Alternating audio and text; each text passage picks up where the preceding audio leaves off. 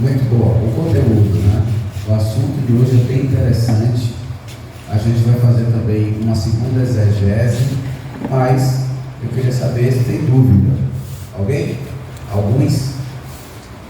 O senhor? Não? Ah, está passando? Alguém? Ninguém? O que é hermenêutica, meus irmãos? Sim? Exatamente. Hermenêutica bíblica, arte ou a ciência da interpretação do texto bíblico. O que é exegese? Todo mundo, o que é exegese? Eu falei do pressuposto áureo aqui. O texto não pode. Falei? Então, qual é o pressuposto áureo da exegese? O texto não pode significar o que nunca significou. Perfeito, perfeito, perfeito. Nós vimos também três, que em termos de tradução nós temos sempre a língua fonte, que foi isso? No caso do texto bíblico, as línguas fontes são hebraico, grego e aramaico. No processo de tradução tem a língua fonte e a língua alvo, no nosso caso português. E tem três estratégias de tradução. Quais são elas? Alguém lembra? Formal, dinâmica, mas é só formal, tem outra coisa. Equivalência, formal. O que? A segunda? Dinâmica. Equivalência dinâmica e tradução livre. Não pode esquecer que é equivalência, tá? Porque a tradução livre é diferente da tradução livre, ou da equivalência diferente da tradução livre. Ela é, como o próprio nome já diz, uma estratégia equivalente.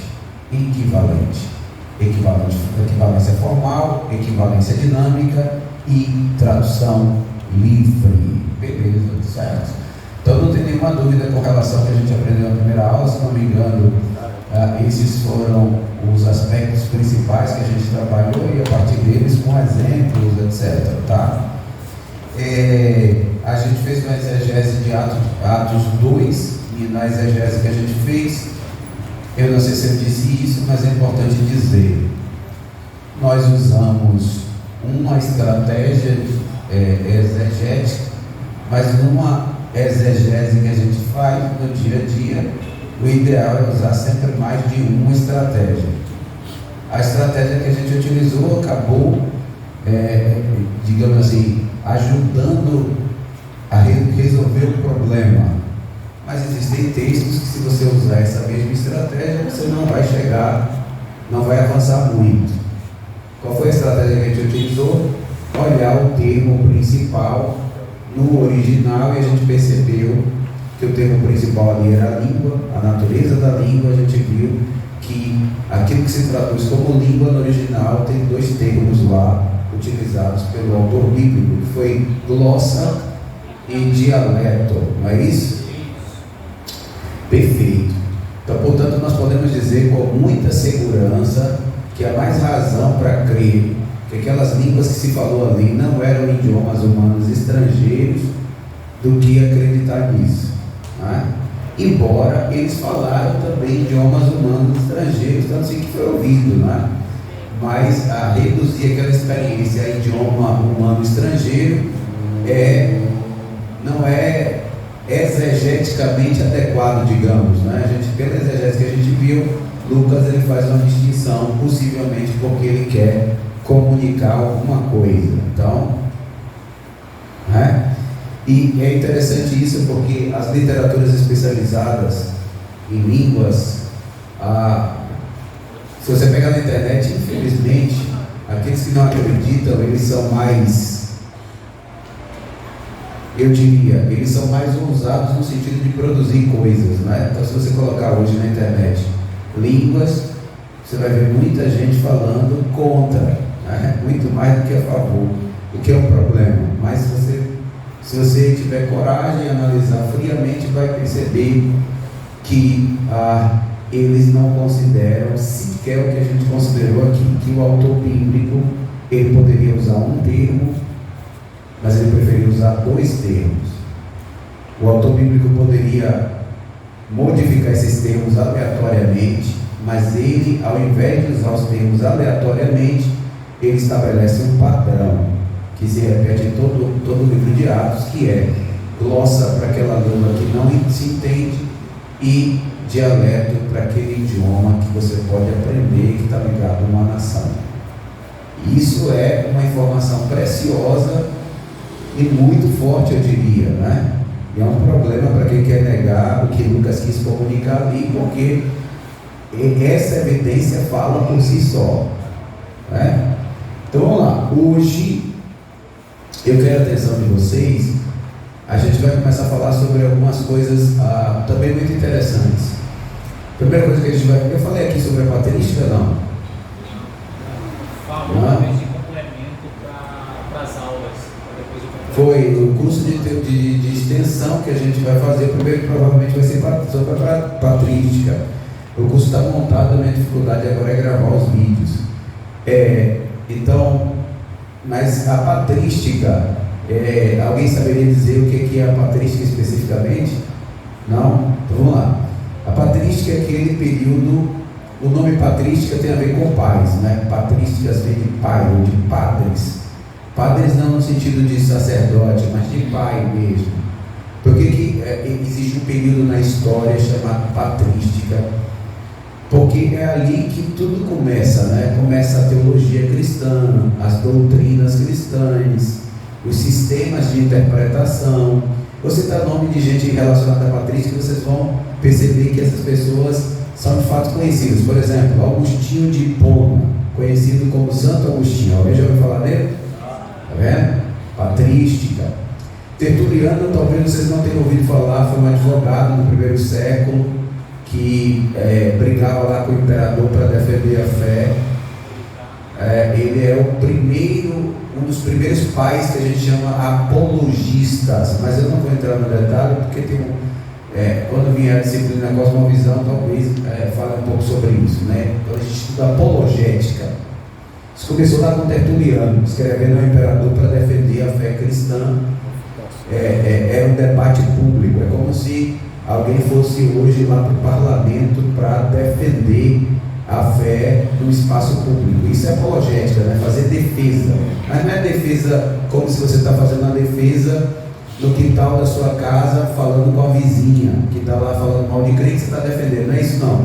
Era um discurso organizado, bem elaborado, e essa batalha era travada numa arena pública. Tanto assim que Tertuliano escreve as autoridades e possivelmente até o imperador para defender a fé. Porque naquela época, como vocês sabem, tinha as arenas, depois o Coliseu, as arenas,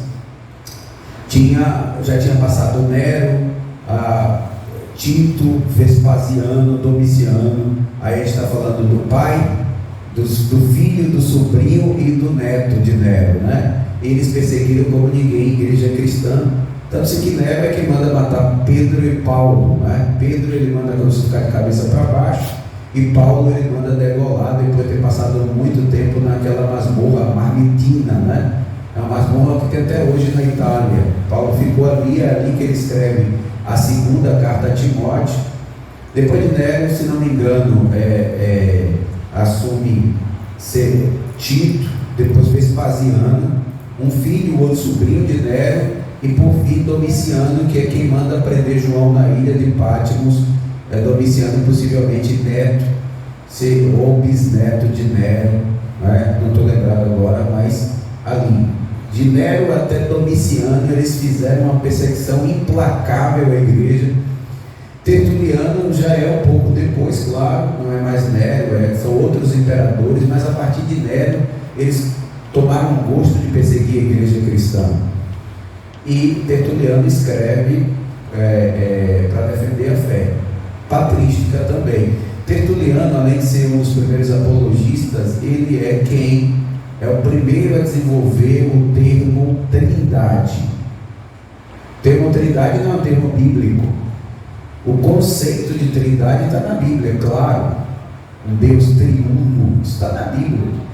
Antes de Tertuliano já se falava do Deus triuno, mas o termo trindade é um termo que é desenvolvido na patrística. Então olha a importância da patrística do ponto, porque se você pensar, onde é que começa a teologia cristã? Na patrística. Porque os apóstolos eles estão organizando as doutrinas, mas é a primeira geração que quando João parte, surge a primeira geração pós-apostólica. É aquilo que a gente chama a primeira geração da patrística, os primeiros pais. Clemente de Roma,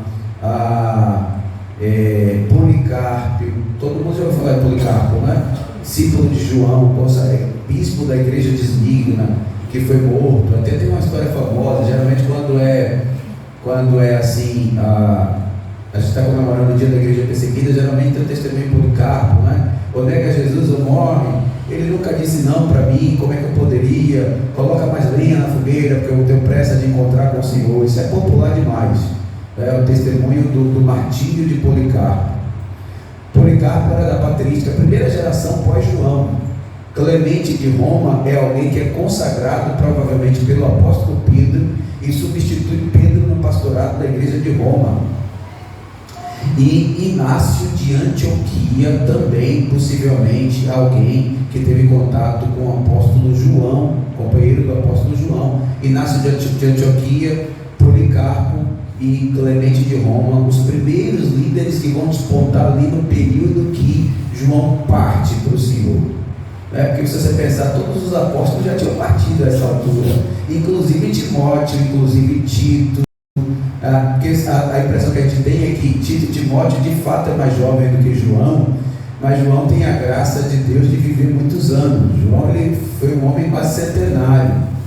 Então toda aquela geração que lidou com Paulo e com o apóstolo Pedro, com exceção de Inácio de Antioquia, com exceção de Clemente de Roma, já tinha partido, né? E aí você tem esses três. Inácio, isso é importante, Inácio de Antioquia, Clemente de Roma e Policarpo. Por que eu estou falando isso? Porque Inácio de Antioquia, olha que coisa, Inácio de Antioquia e Clemente de Roma escreveram cartas que a gente tem acesso hoje.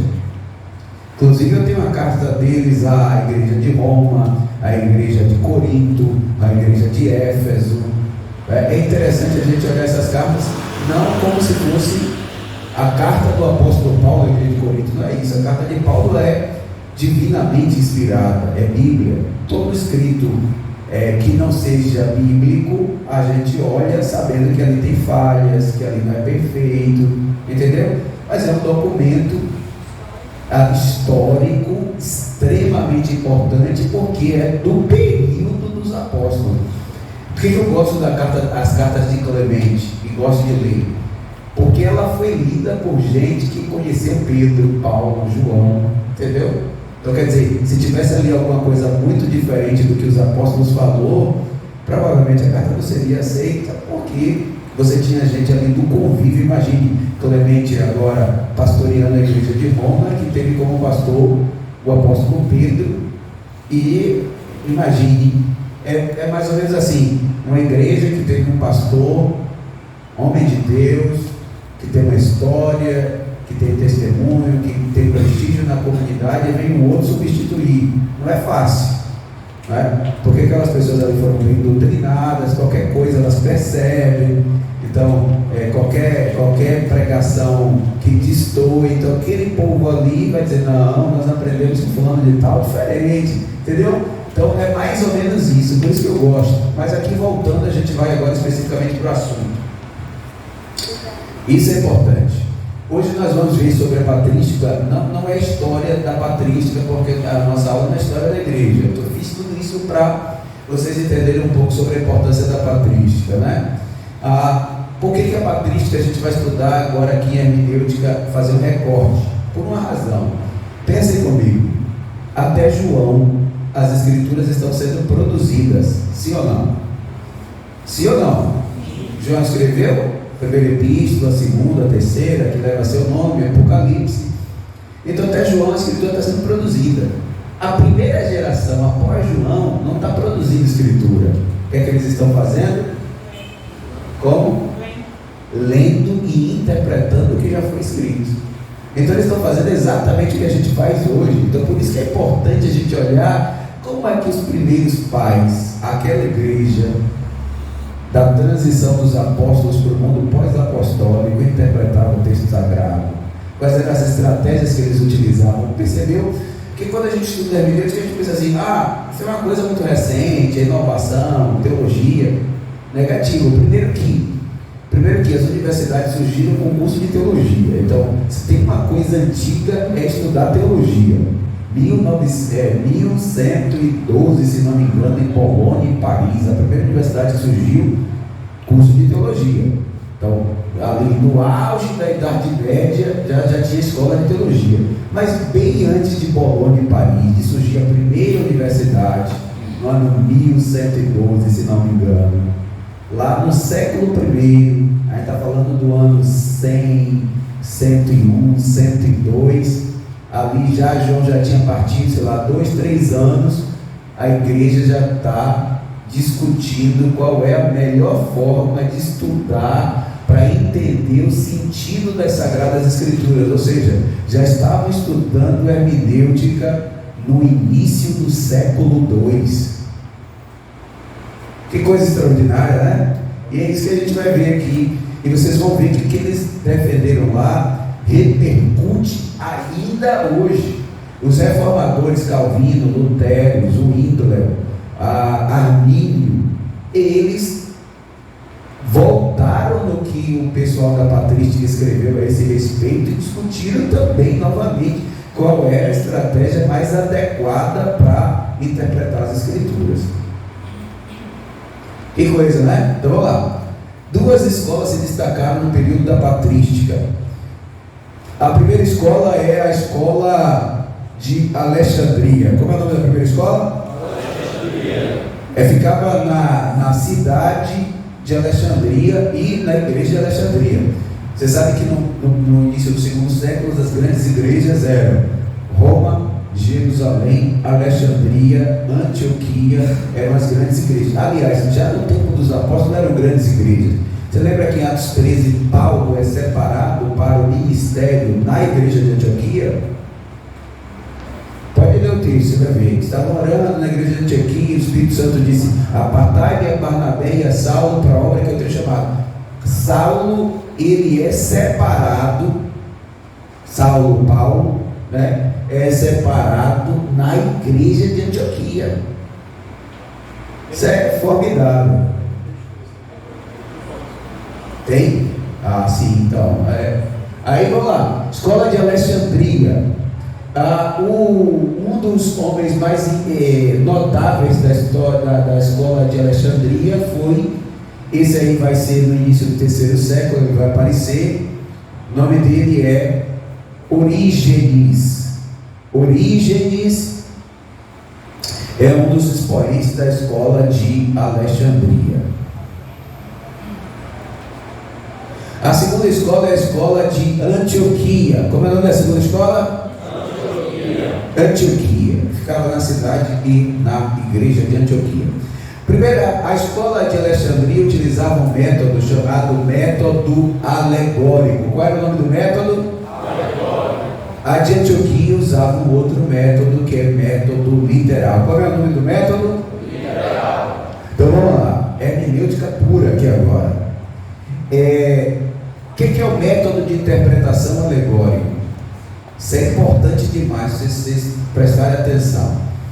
O método alegórico é aquele que pretende achar um sentido oculto por trás do sentido literal. Eu vou dar um exemplo de interpretação alegórica que até Santo Agostinho gostava, apesar de Santo Agostinho adotar mais o método de Antioquia. Eu vou explicar. Mas Santo Agostinho tinha um texto em especial que ele interpretava alegoricamente. Por exemplo, aquele texto do bom samaritano. Ele dizia que aquele homem que caiu, depois de ter sido assaltado no meio do caminho, representa Adão e a humanidade que caiu em pecado. O levita e sacerdote que passa pelo homem caído em pecado e nada faz, é a lei e os profetas que passam pela humanidade caída e não consegue solucionar seu problema. O bom samaritano representa Jesus, que tendo encontrado a humanidade caída, cuida da humanidade e restaura essa humanidade. Isso parece muito bonito, mas eu posso dizer para vocês o seguinte, que o método alegórico ao longo do tempo foi vencido pelo método literal. Por quê? Porque na patrística, na reforma protestante, na história da igreja, todo mundo teve muito medo de utilizar o método alegórico, porque o método alegórico dá asas para a imaginação. Embora na patrística eles tenham utilizado o método alegórico de forma muito responsável, eles poderiam estar abrindo uma porta para alguém usar irresponsavelmente o método alegórico. O que é que Orígenes dizia? Preste atenção. Orígenes dizia o seguinte, que se Deus é grande, se Deus é perfeito, se Deus é absoluto, e se a palavra de Deus revela o Senhor, então por trás do sentido literal deve haver um sentido espiritual em cada texto. A escola de Antioquia rejeitou isso, disse não, o que Deus quis revelar, Ele quis revelar nas letras e não naquilo que está por trás das letras. E essa batalha travou-se durante muito tempo, e eu posso dizer que o método de estudo literal, ele prevaleceu. O que é o método de estudo literal? É você olhar para um texto que diz que Jesus subiu e entender que o texto está dizendo Jesus subiu, e não achar que por trás desse texto tem algum código, alguma coisa que você pode discernir ou alcançar, que como se estivesse oculto ali e fosse revelado por uma graça, uma inspiração específica do Espírito Santo. Da mais heresia, só que na patrística eles não cometiam heresia. Porque observe a parábola do bom samaritano, eles alegorizavam respeitando os limites da própria palavra de Deus. Mas Antioquia tinha receio porque eles faziam isso respeitando os limites da palavra, mas alguém poderia fazer isso e ir além da palavra. Ok? Pegaram isso aí? Tem alguém que tem alguma dúvida? Pregador gosta de alegorizar muito, isso é muito preocupante, não é? Moisés, quando subiu no monte, representa a primeira vinda de Jesus. Quando ele desceu do monte, representa a segunda volta de Jesus.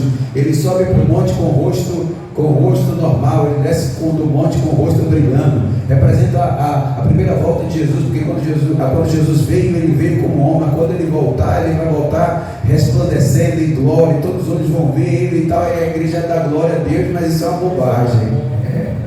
Exatamente, isso exatamente, é o que o senhor é membro da igreja de Antioquia. As pessoas gostam disso e tem gente que celebra, vibra com essas coisas. Eu vou dar provas de que a gente alegoriza um pouco e a gente não vai resolver essa questão. Eu não estou dizendo que eu não vou defender do ponto que o companheiro está defendendo aqui, não, que em qualquer nível é muito perigoso, não, porque a escola de Alexandria tinha um nível responsável, mas a igreja Assembleia de Deus e as igrejas evangélicas de modo geral adotam o método literal, fique claro isso. Mas no dia a dia existem algumas compreensões que vêm lá da escola de Alexandria e nos acometem. Quer ver? As pessoas têm dificuldade com o livro de Cantares de Salomão. Para resolver essa dificuldade, o que é que elas fazem?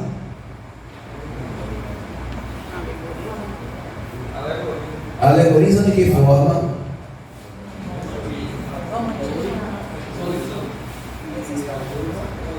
Perfeito.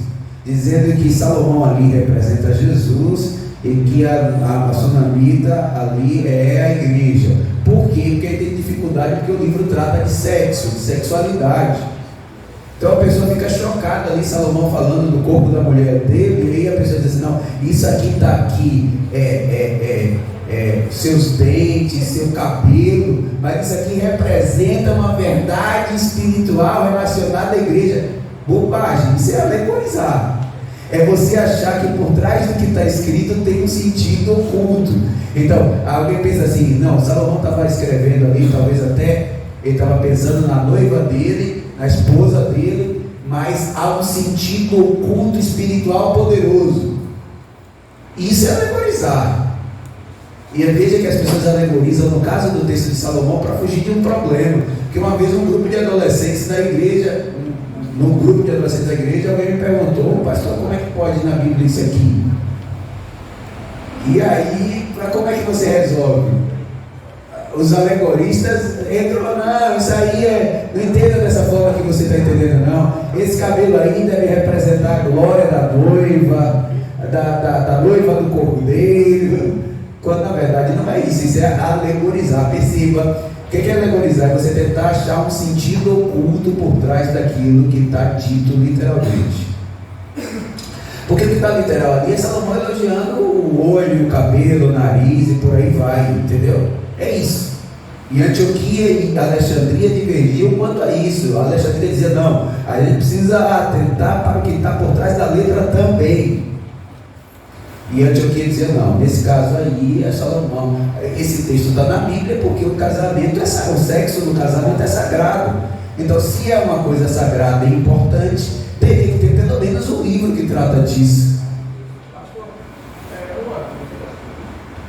A Bíblia diz que quando ele entregou a Jesus, o dado cantou 3 vezes. E muita gente diz que ali foi uma forma de sagrados, que não sei o quê, que tocava a trombeta.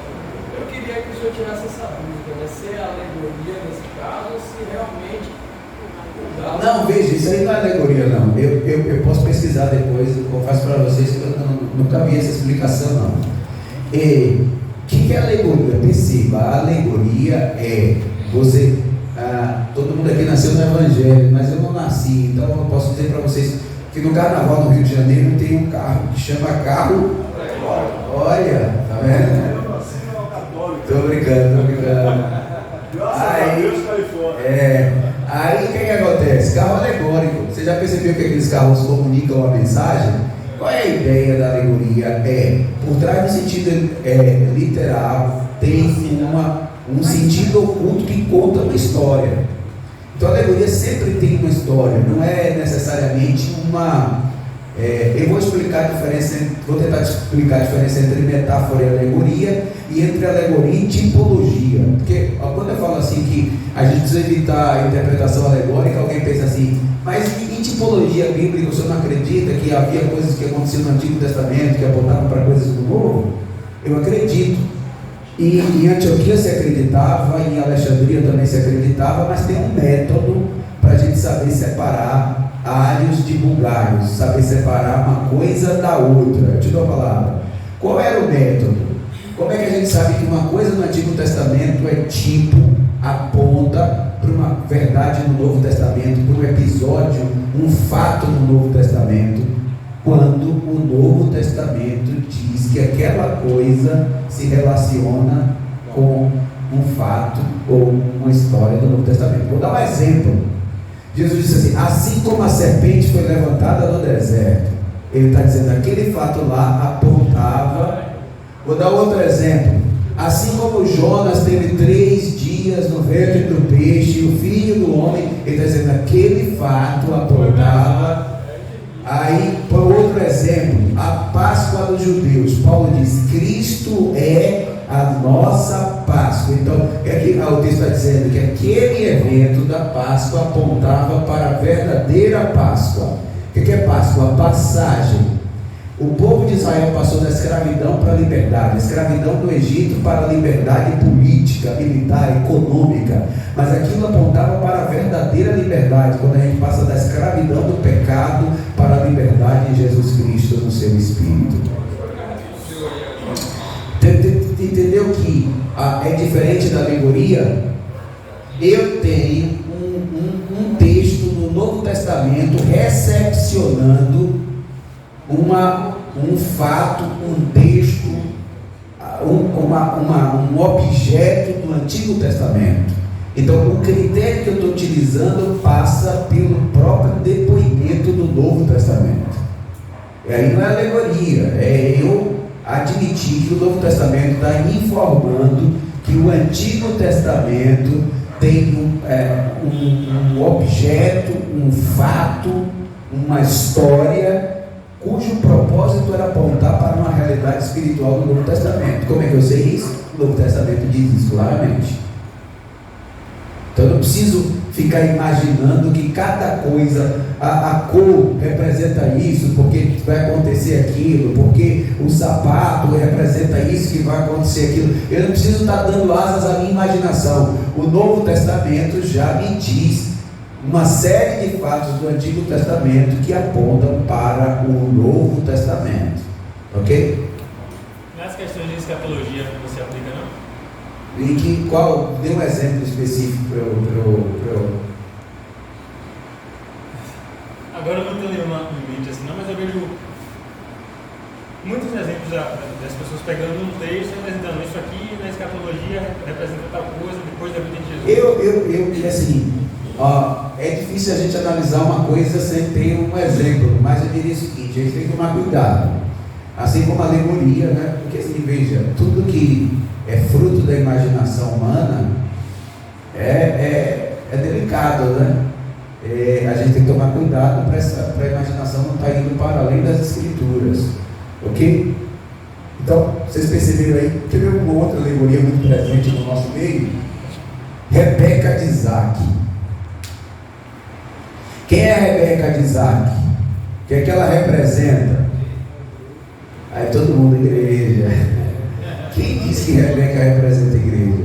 Onde é que está escrito isso? Tem uma música aí, quem é ela, o que ela faz? Rebeca de Isaac, noiva do Cordeiro, que proclama a paz. Alegoria, interpretação alegórica. Se ele perguntar isso é prejudicial, nesse caso não. Eu estou falando que havia uma forma de alegorizar responsável. Agora, a gente precisa ter clareza que não tem nenhum texto que deixe claro que Rebeca representa ou aponta ou tipifica ou ilustra a igreja. Então, quando eu admito que um assunto importante como esse, sei que o Novo Testamento me dê base, eu preciso tomar cuidado, porque eu posso ir muito mais além, entendeu, nessa história. Olha o que eu estou dizendo. Se ela representasse efetivamente a igreja no plano de Deus, será que isso não estaria claro? Veja, eu estou falando de interpretação bíblica, eu não estou falando de pregação, porque, veja, as pessoas confundem. Eu não estou dando aula de homilética, mas vamos pensar assim: um pregador, se ele quer evitar o método alegórico, o que é que ele poderia fazer em relação a Rebeca? Dizer, o amor de Rebeca e Isaac, ou até mesmo vou pegar de Salomão e a Sulamita, né? Do livro de Cantares. Esse amor era tão intenso que, olha que diz assim: as muitas águas não podem afogar esse amor. O amor de Salomão pela esposa era tão intenso que me lembra o amor de Deus pelo seu povo e de Cristo pela sua igreja. Ele não forçou o texto. Olha como ele encaminhou. Isso se chama estratégia homilética. Ele deixou claro para os irmãos que aquele texto trata de Salomão e esposa, mas ele, quando foi aplicar, ele convidou os irmãos a partir daquele relacionamento, pensar no relacionamento de Deus com o seu povo. É diferente de você dizer, o texto está tratando de Cristo e a sua igreja.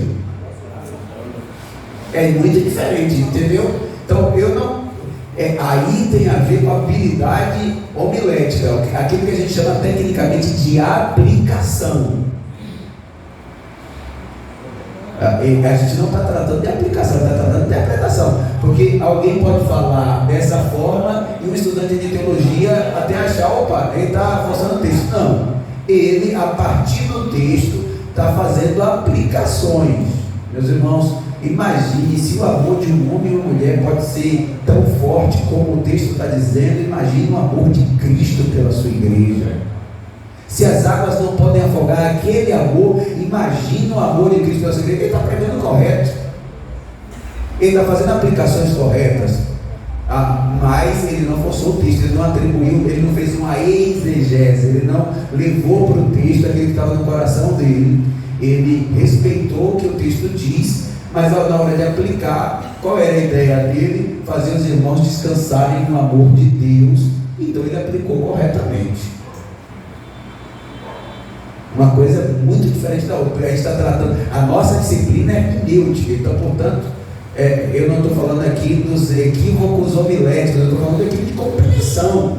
É uma pessoa achar que por trás daquele relacionamento havia um código que Deus deixou ali e que ele descobriu que o código oculto por trás do que está ali literal. Era isso que Alexandria fazia com frequência.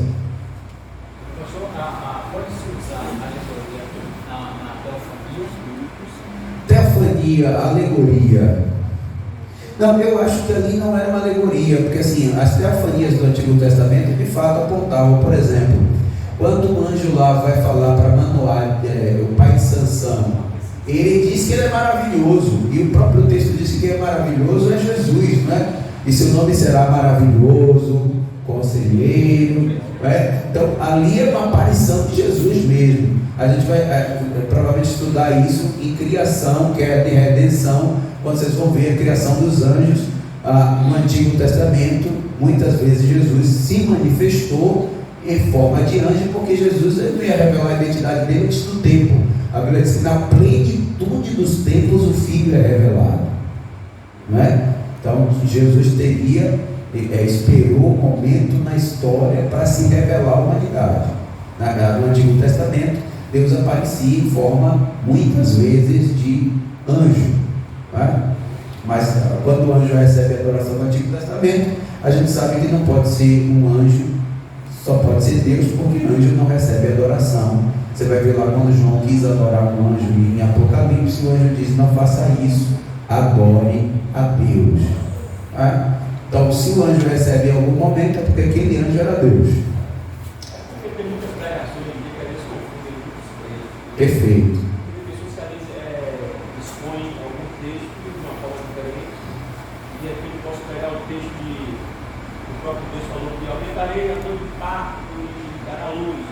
Alguns ministram que nessa ideia aí, ela já tinha tido filhos anteriormente, porque Deus falou que aumentaria a dor de parto. Aí não é alegoria não, aí é uma interpretação equivocada, aí é um erro lógico, na verdade, né? Que você não pode, deixa eu dizer da seguinte forma, é um erro lógico, porque a pessoa, quando diz assim, se Deus disse que vai aumentar a dor, é porque ela já tinha dor. Não, ela foi criada com a anatomia, e Deus, quando conhece, sabia, o processo era um processo doloroso de qualquer forma. Depois do pecado, o Senhor está dizendo que esse processo agora ia ter a dor como consequência do pecado, né? Por exemplo, não precisaria ter acontecido para Deus dizer que vai aumentar, bastava Deus saber que tinha já uma dor envolvida no processo que Ele criou. Então é um erro lógico aí, não é de alegoria não. A alegoria, se alguém dissesse assim, quando, suponhamos, quando Deus disse ali, aumentarei a sua dor, aí alguém dissesse ali, aquilo ali, ele estava falando da gravidez para Eva, mas por trás do que está literal ali, tinha sentido de que toda vez que a gente peca, vai aumentar dores, ou sei lá o que. O cara, entendeu? O cara está tentando achar um sentido oculto e mais profundo do que está. Porque até esse ponto aí, ele está interpretando literalmente. Só que ele está se equivocando do ponto de vista lógico, entendeu? Alegoria é quando você quer descobrir por trás da palavra. O Y não significa Y, significa Y, X, Z, A, P. Ali tem um código por trás dessa letra. É isso, alegoria é isso. Ficou claro aí? Alguém ficou com alguma dúvida? Os alegoristas têm um texto no Novo Testamento que é bem difícil mesmo, que não é difícil. Preste atenção, vou discutir muito sobre esse texto, porque eu vou voltar a ele na última aula com vocês. Então, é só para ser honesto. Lembra que eu falei que hermenêutica trabalha com honestidade? Então, vamos lá. Os alegoristas diziam que ali em Alexandria eles tinham a impressão que o apóstolo Paulo usava esse método para interpretar as Escrituras. E tem um texto de Paulo, quando ele escreve aos Coríntios, no capítulo 9, se não me engano, eu falei sobre esse texto. Se não falei aqui, falei em outra classe, mas eu vou frisar. Quando Paulo diz assim, preste atenção, num determinado momento do capítulo 9 da primeira carta aos Coríntios, Paulo diz assim: porventura Deus tem cuidado de bois? Paulo cita o texto do Antigo Testamento, diz: não ligarás a boca do boi que o quê? Da boca do boi que o quê? Que tinha gente que era tão avarento que colocava uma trava na boca do boi. O boi ia arando a terra, trabalhando, e o cara botava uma trava na boca do boi para o boi não comer do trabalho. E então Deus inspirou Moisés e criou uma lei dizendo que alguém que ligasse a boca do boi quando ele estivesse trabalhando seria punido, porque isso é pecado de avareza, etc, etc. Aí Paulo diz assim: porventura Deus tem cuidado de boi? Ou a nosso respeito ele escreveu?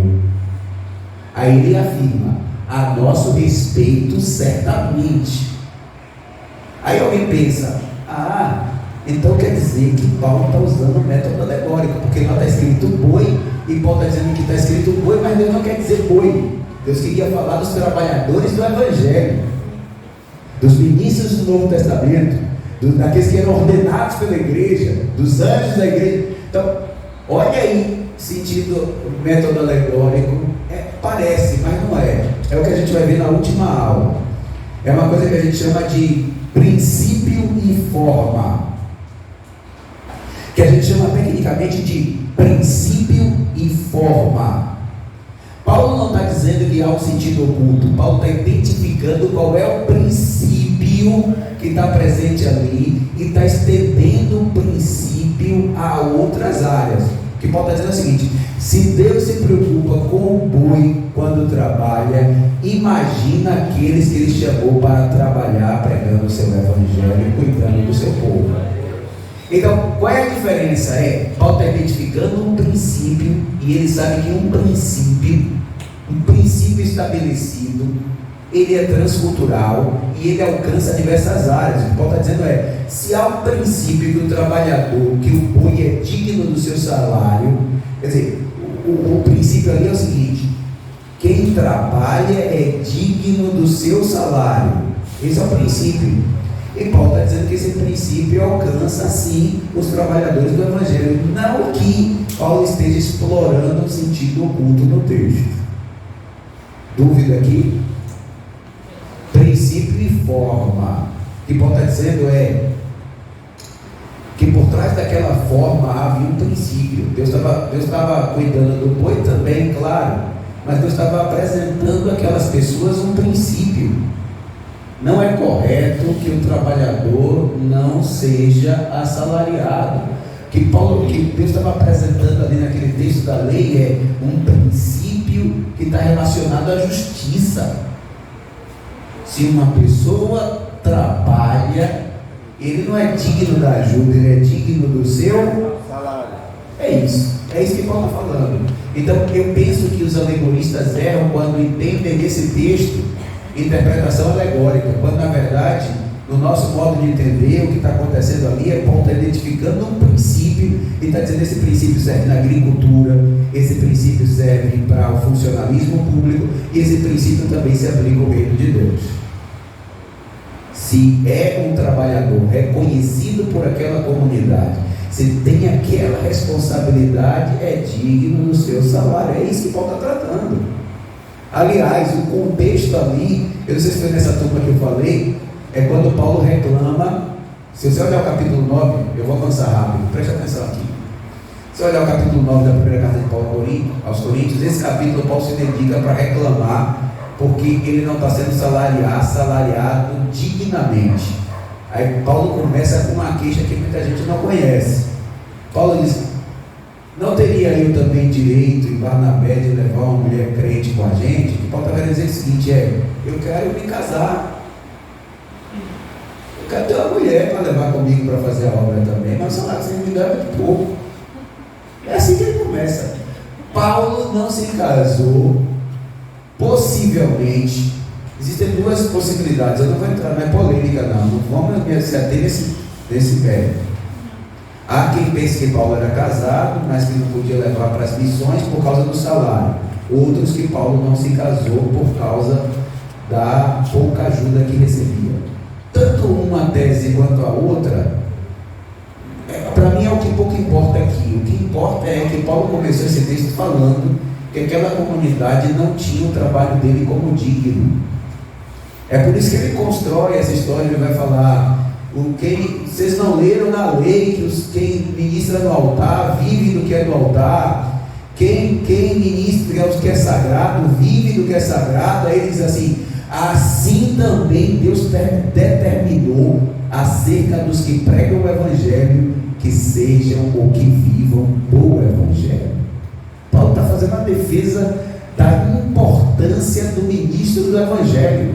Ele está dizendo: por que história é essa de valorizar só o juiz, o professor, o advogado? Vocês acham que o ministro do Evangelho não é um trabalho digno, honrado, tal como o juiz, um professor? É isso que ele estava dizendo. O que Paulo estava dizendo é que aquela comunidade não reconhecia ele. O que eu consigo glorificar aí é porque pelo menos aquela comunidade reconhecia Pedro, porque ele diz assim, que Pedro, Tiago e os demais apóstolos eram mantidos pela igreja de Corinto, a ponto de ter família, receber um salário digno.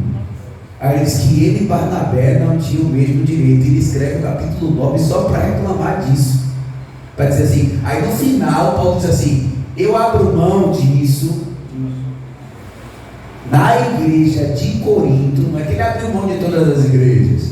Ele diz: eu abro mão de receber da igreja de Corinto, para que vocês não achem que eu estou escrevendo só por causa dessa tristeza que eu tenho. Ele diz: é melhor eu morrer do que a minha glória ser maculada. Porque ele está dizendo o seguinte: ele preferia morrer do que alguém achar que ele estava escrevendo aquilo só por interesse pessoal. Ele disse: eu estou escrevendo para apresentar a vocês um princípio. Vocês não vão aplicar para mim, que aplique para outro, mas não deixe de aplicar, porque senão vocês vão ser injustos. Como é que você reconhece o juiz, o advogado, o promotor, e não reconhece aquele que Deus levantou para conduzir, pastorear, cuidar de vocês? Aí Paulo diz: vocês são a obra do meu apostolado. Está escrito claramente no capítulo 9. Inclusive é quando eu digo, do ponto de vista hermenêutico, é o texto do Novo Testamento que o dízimo aparece como mandamento e não como conselho, como muita gente pensa. Se não me engano é 9:9. Paulo diz assim: assim também Deus ordenou. Quem prega o Evangelho faça o quê? Viva do Evangelho. É o erro hermenêutico a gente achar que a ordem é ao ministro. A ordem aí é acerca dele. O que é que Paulo está dizendo? Que a comunidade tem uma ordenança da parte de Deus para manter o ministro que Deus chamou. 9:14. Exatamente. Eu pensei que era 9:9. É 9:14. Já no finalzinho. É o do boi. Como? 9:9. 9:9 é o do boi. Então eu confundi. Ele fala do boi até chegar ao 9:14. Ele diz: é uma ordenança. É forte. É uma ordem, pode olhar. E quando você vai fazer aquela estratégia hermenêutica de olhar o termo no original, aquela ordem ali é do mesmo nível de não matarás, não roubarás, não adulterarás. É uma ordem mesmo. O que Paulo está dizendo se tem um oficial que Deus chamou para cuidar de vocês, Deus ordenou a vocês que cuidem dele.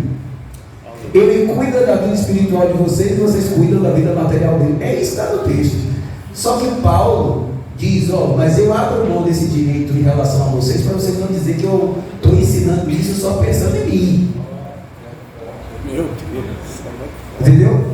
Mas a igreja de Filipenses já entendia, e Paulo várias vezes disse que a igreja de Filipenses não só cumpria essa obrigação, como cuidava muito bem dele. Ele disse: tinha ocasião que eu tinha que mandar parar de vir recurso, porque vinha em abundância. Mas a igreja de Corinto tinha esse problema com Paulo. Se fosse um estudo da carta de Paulo aos Coríntios, aqui, um estudo exegético, eu ia demonstrar a vocês que o problema da igreja de Corinto era esse. Olha você vê como começa a carta. Há o grupo de Paulo, de Pedro, não é assim que começa? Havia uma divisão da igreja de Corinto e Paulo era o ministro menos reconhecido daquela comunidade. E tem algumas razões. Alguém disse que é porque Paulo era baixinho e careca.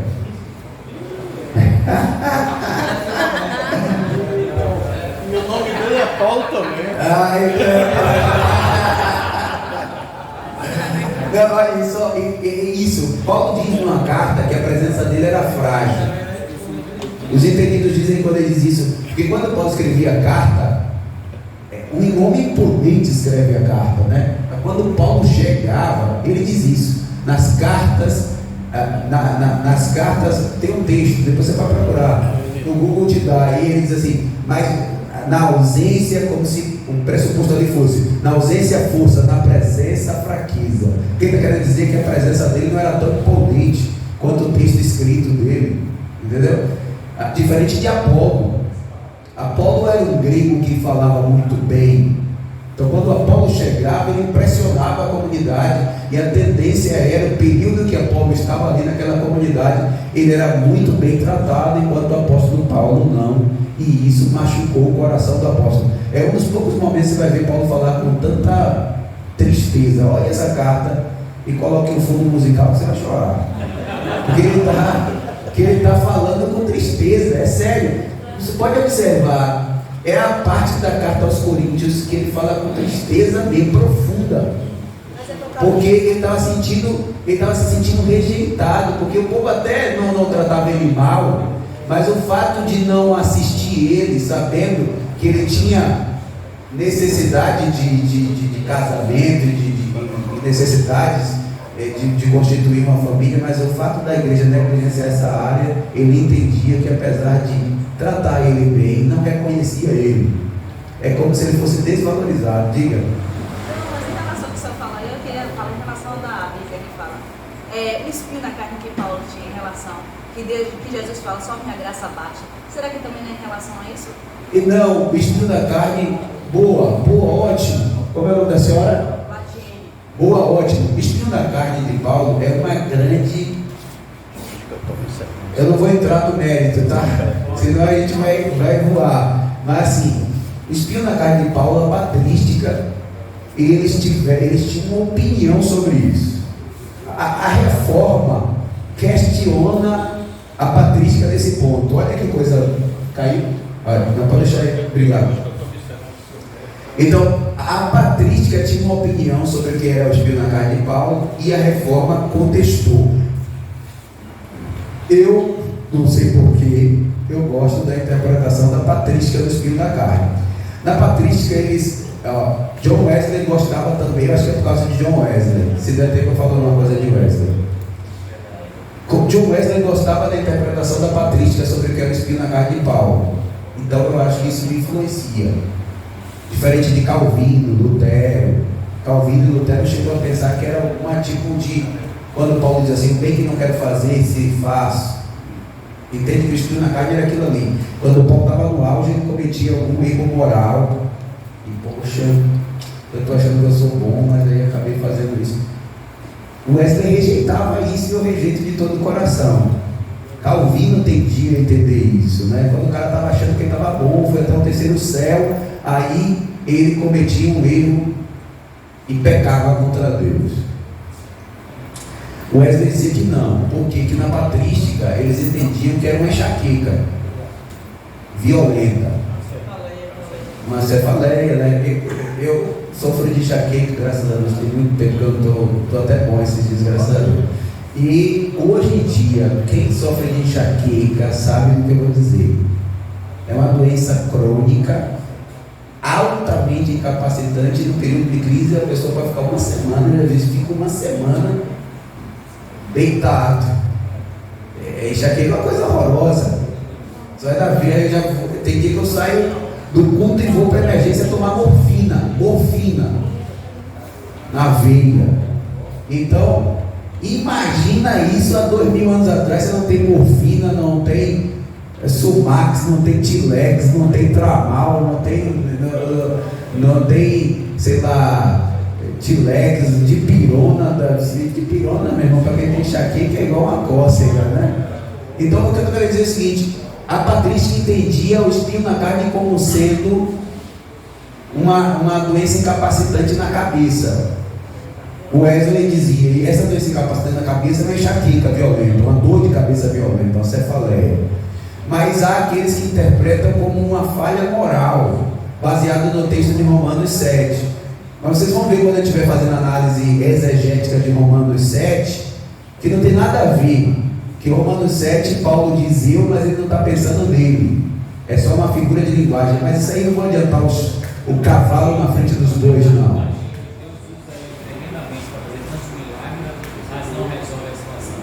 É por isso que ele se incomoda profundamente. Por isso que ele orou 3 vezes: minha graça te basta. O Senhor é um desafio. Timóteo também tinha problema no estômago, andava com Paulo, Deus procurou ele, né? Eu já ouvi falar que seria a questão de cegueira. Ele orou para ser curado e não foi. Tem essa tese também. O problema na visão, por causa daquela revelação lá, da conversão dele, persistia, mas essa é uma percepção mais menos popular. Por quê? Porque aquela cegueira, de acordo com as escrituras, foi totalmente curada no dia que Ananias orou. Tem alguém que diz que persistiu. Isso é complicado, porque o texto diz que ele foi curado totalmente. Entendeu? Então, boa pergunta. Ele está dizendo: Paulo tinha Tércio e outros que escreviam a carta para ele. Então isso possivelmente é um depoimento que ele tinha dificuldade visual. Não necessariamente. Por quê? Porque quem escrevia naquela época, como o apóstolo Paulo, geralmente era assessorado por um escriba. Porque naquela época você não tinha papel. Para conseguir um papel e uma caneta naquela época era muito difícil. Então, possivelmente Paulo se valia de um escriba profissional exatamente por causa da escassez do material, não por causa do problema de visão. Porque se você tem um cara lá que imagine, é a mesma coisa, né?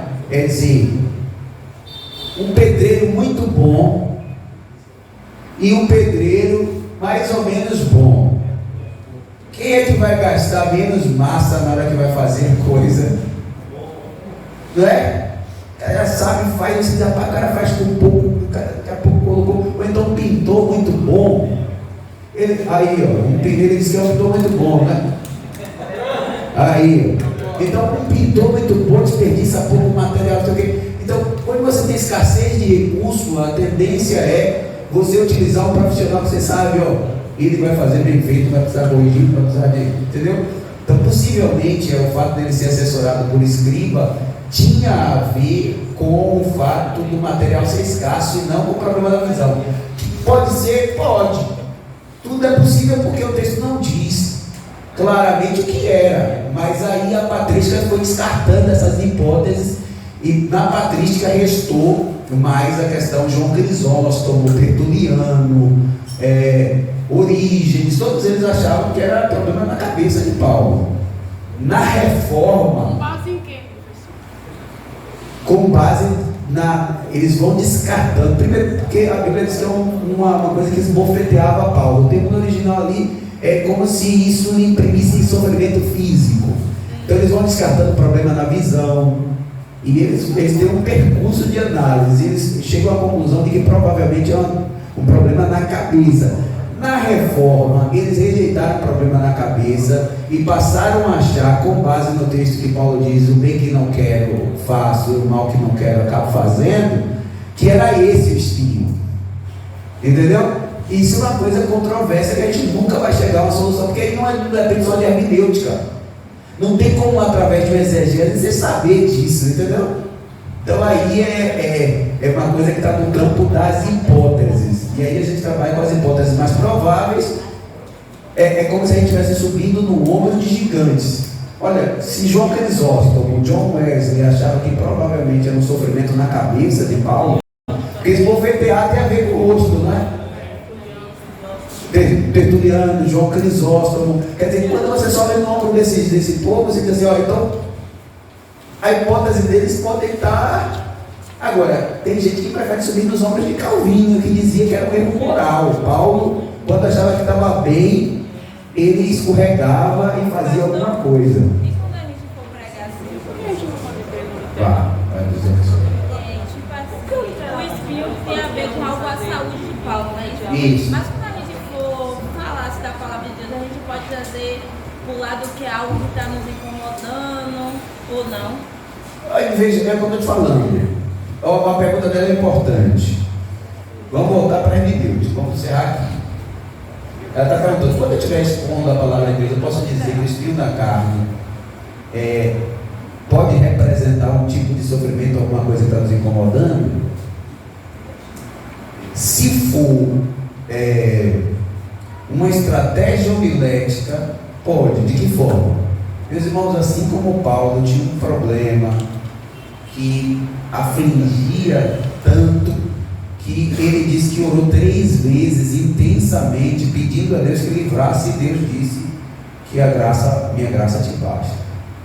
Assim como Paulo passou por esse sofrimento, nós também poderemos passar nesse sentido, pode. Agora a gente não pode dizer que aquele espinho é a mesma coisa que um sofrimento que a gente passa hoje, porque aí é forçar o texto. Aquele espinho é um espinho específico, né? E tinha a ver com o fato de Paulo ter ido até o 3º céu para que ele não se gloriasse, e ele próprio diz isso, não é isso? Então pronto. E nenhum de nós foi no 3º céu, e não tem tanta coisa assim para se gloriar, né? Então vamos lá, beleza? Já vimos aí. Então a gente deu essa volta grande para eu falar da questão dos bois, que a gente puxou a questão do espinho, não foi? Então perceba. Os bois ali não é interpretação alegórica, é possivelmente identificando um princípio, não é isso? Um princípio. Quer ver uma coisa? Na última aula nós vamos ver princípio e forma. Eu não sei se eu dei o exemplo da anágua aqui, dei? Não. Alguém aqui sabe o que é uma anágua? Não é nágua ou anágua? Anágua, né? Anágua. Não é com A? Anágua.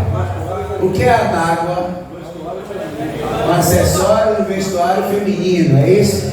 Quando eu falo para a turma de adolescentes de teologia, nós temos uma turma de adolescentes, né, vocacionados.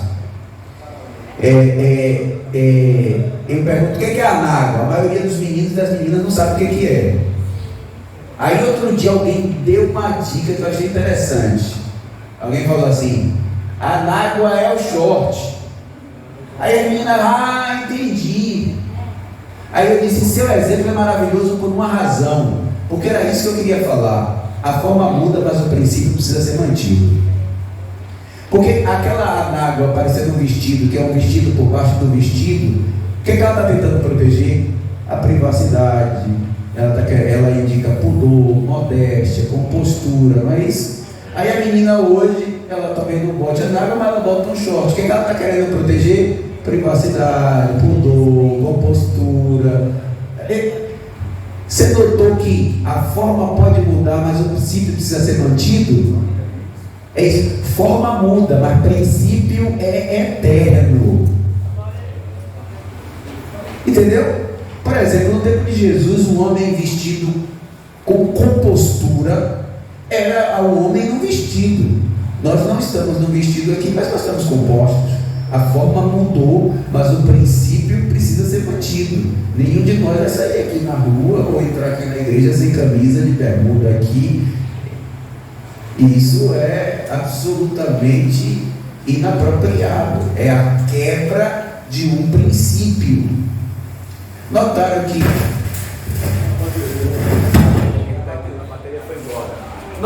que um princípio é alguma coisa mais profunda do que uma forma. A forma muda, a forma varia de cultura para cultura, a forma varia de época para época, a forma varia de lugar para lugar, mas o princípio é o mesmo em todos os lugares. Entendeu? O princípio é o mesmo em todos os lugares. Então, por exemplo, tem lugares que chamar o pai de você é um pecado horroroso. A forma ali, você e Senhor, é levado muito mais a sério do que talvez na nossa cultura. O japonês, ele reverencia o mais velho muito mais do que o brasileiro, embora o brasileiro tenha isso. Na Europa, o mais velho se ofende quando você se levanta para dar lugar para ele. Um amigo meu estava me dizendo, o Dr. Kleber, o advogado da convenção, ele estava me dizendo, eu estava na Europa, eu estava sentado no ônibus, chegou um senhor de idade, eu levantei para dar lugar a ele. Ele foi em cima de mim, ele queria me bater. E eu fiquei assustado. Ele disse, você está me chamando de aleijado? Você não me respeita? Eu sou um ser humano igual a você. Quem disse que eu preciso da sua compaixão? Eu tenho perna. Olha, uma coisa é que aqui é fair play, é decente, é honroso, e em alguns lugares é uma ofensa. A forma varia, mas se lá respeitar e você continuar sentado, você continua sentado. Você precisa manter o princípio. Agora a forma varia de lugar para lugar. Você não pode, se no Brasil a forma de manifestar respeito é dar o lugar, então todo lugar que eu chegar eu vou dar. Não, a forma varia. O que você tem que estar preocupado é com o princípio. Que a pessoa que está ali, naquela cultura, naquele lugar, se sinta honrado com a sua atitude. Pegaram isso aí?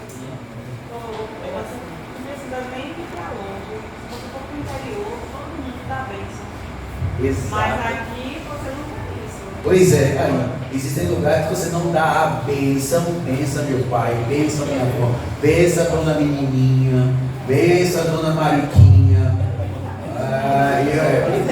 Irmão, eu chego no interior da minha esposa, se eu dou a palavra assim, ó. Tá vendo aí?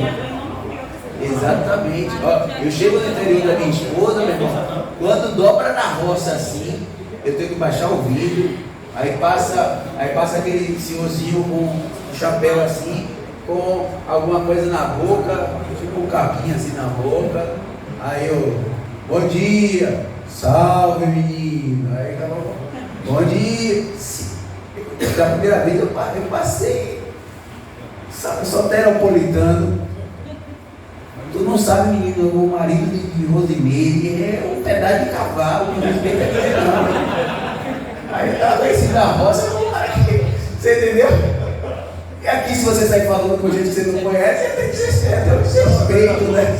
Verdade, esse cara é político, vem aqui, o cara que chega no ponto de ônibus e começa, meu pai é assim, porque ele é criado no interior, né?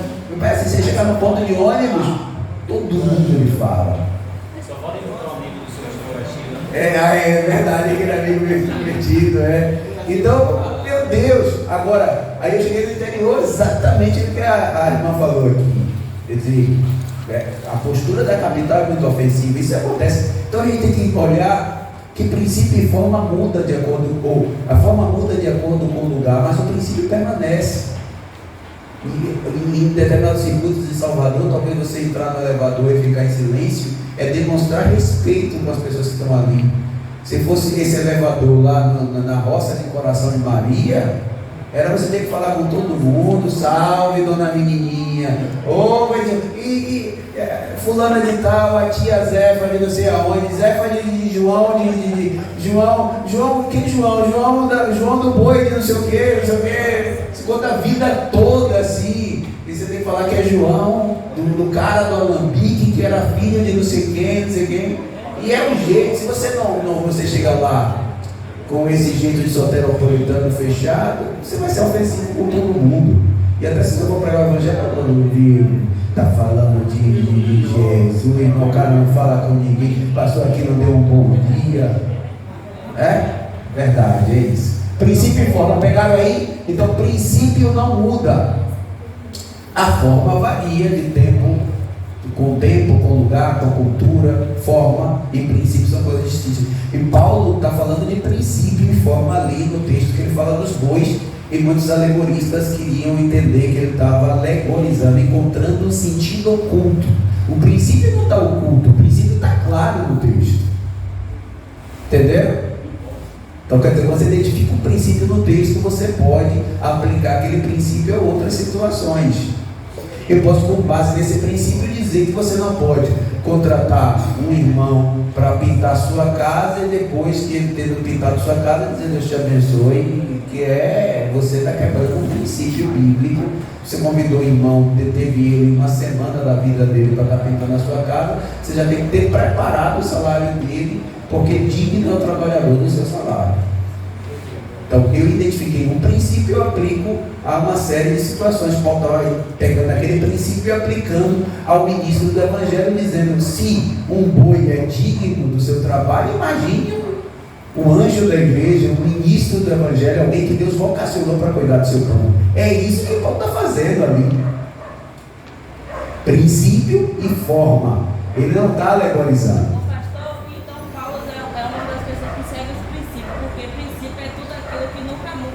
Exatamente. Ou então é aquilo que não vai contra a lei. É isso? Princípio não vai contra a lei. Eu estou vendo uma palestra que fala em relação ao princípio bíblico. E fala que. Aí ele falou: como a gente dá para identificar o que é princípio? Nunca vai contra a lei, porque a palavra de Deus não vai contra a lei dos homens, que a lei dos homens é direcionada para. Vem, eles tiram aquela lei da Bíblia. Sim, agora deixa eu falar uma coisa. Muito boa. O princípio bíblico nunca vai contra as leis dos homens que são justas, né?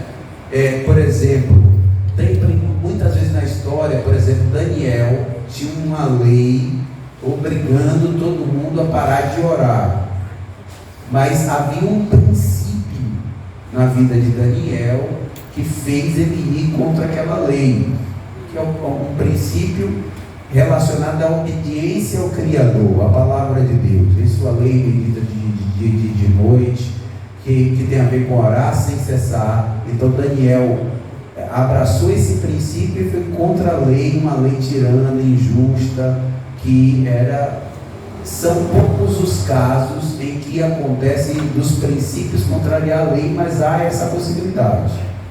Mas, por exemplo, a lei está dizendo aí que você não pode comprar e não pagar. Não tem princípio que vá contra isso. Aliás, essa lei tem a ver com o princípio. A lei aí dos homens diz que se você rouba, se você mata, se você estupra, você vai preso. Então, isso não contraria um princípio da Bíblia, está de acordo com o princípio da Bíblia. Eu concordo com quem disse que a maioria da legislação, ela reflete os princípios eternos que estão na palavra de Deus. Mas pode acontecer, e já aconteceu muitas vezes na história, de uma lei excepcionalmente contrariar princípios da palavra de Deus. E eu acho que no Brasil a gente está caminhando para esse tempo, que Deus nos guarde para disso. Vai chegar um tempo que, se dizer que homossexualidade é pecado, vai ser terrível. Eu acho que, inclusive, tem pastor na Bahia sofrendo um processo, porque ele disse no púlpito que Deus fez homem, mulher, macho e fêmea. Eu sou professor, hoje você dizer isso na escola é quase rapidinho. É o que eu digo sempre. As pessoas criticam a Idade Média. Na Idade Média, quem falava que Deus não existia ia para a fogueira. Geralmente nas faculdades eles dizem isso. Mas hoje, se você falar contra, ou se você falar alguma coisa que seja entendida, que é contra negro, gay ou mulher, sua vida está acabada. A cultura do cancelamento, isso é uma nova. Por isso que eu tenho uma tese comigo. O povo é o mesmo em todo momento da história. A galera hoje que cancela por causa de práticas identitárias, gay, não sei o que, tal. Se tivesse na Idade Média, eles iam queimar na fogueira quem falasse contra Deus. É aquele tipo de pessoa intolerante que não suporta uma pessoa que pensa diferente, entendeu? Uma coisa diferente. Então, só o eixo que mudou, mas o povo é exatamente o mesmo. Você chegar na universidade, eu digo isso com muita clareza, você chegar na universidade pública e dizer assim: homofobia não existe, começar a gritar lá, homofobia não existe, você morre. Eu não estou brincando, não é uma metáfora, não. Os caras vão te apedrejar. E a mídia vai dizer que você provocou aquilo. Então, pode chegar um momento que os princípios da palavra entrem em rota de colisão com a legislação. Até aqui, a maioria das leis, de fato, refletem os princípios da palavra de Deus. Isso, quem disse com toda certeza. Paulo diz isso, que a lei e o Estado, via de regra, Deus constituiu a lei e o Estado, toda autoridade é constituída por Deus, para cumprir um propósito. Então ele diz, você quer passar seus dias bem, então faz o bem e terá louvor, ou faz o mal, se fizer o mal vai ter castigo, porque ele não traz consigo de balde, ou à toa, ou em vão a espada. A espada é o poder de polícia, né? O poder de coerção. Naquela época era uma espada de samurai, hoje é um fuzil. Então, Paulo diz, o fuzil do soldado não está ali à toa. Se você não quer sofrer com a espada, faça o bem. Capítulo 13 da carta de Paulo aos Romanos. Então, via de regra, a legislação é para coibir o mal. Nesse sentido, está de acordo com a lei. Mas os cesares romanos usaram também o poder do Estado para massacrar a igreja. Então, pode chegar em um momento que princípio e lei entrem em rota de colisão. Nesse momento, um cristão que ama a palavra de Deus e tem o Senhor no coração, deverá escolher um princípio. Entendeu? Pode ser que a gente viva esse momento no Brasil. Vamos esperar que Deus entre no providência. Vamos lá. Senhor, como é que a gente faz essa escolha desse princípio? Por exemplo,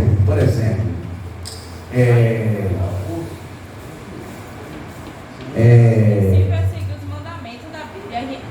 Eu estou lendo, um pastor e eu estou seguindo uns cursos, né? E ele fala, tipo, tem o princípio de honrar o pai e mãe que aumenta os dias da sua vida. O pastor eu já entendi a linha dele, né? Mas assim, deixa eu falar, como é que a gente faz a escolha entre o princípio e a legislação? É assim, imagina, Pedro foi